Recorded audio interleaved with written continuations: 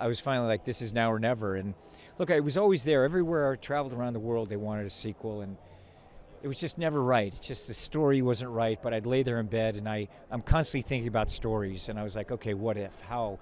And I was waiting for technology to be able to catch up to some of the things that I wanted to accomplish, because in the first one I flew in the F-14, we had a camera that had 5 minutes of film, and I would turn it on and off.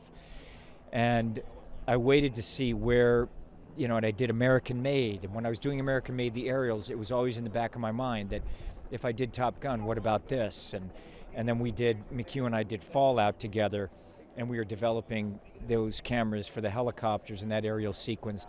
It was all a progression to where we're going. And Kaczynski, when I was doing Oblivion with Joe, he's like, I always talked about Top Gun. I said, Joe, let's make Oblivion right now, And then I was shooting Fallout, and McHugh was talking to me about Top Gun for, 10 years.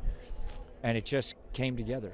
And it just was like, okay, it is now or never. And I felt like the challenge is there, and maybe we can figure this out.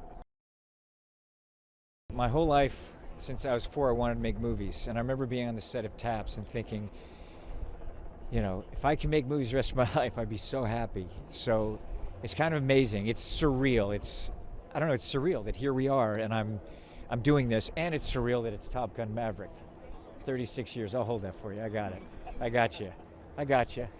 Okay. 36 years later, and here we are. It's surreal. I've just nothing else to say. Like,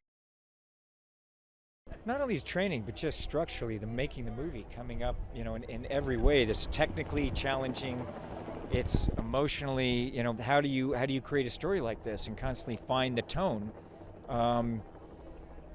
throughout? It was challenging on every single level. So to hear the audience's response, and it's really very special.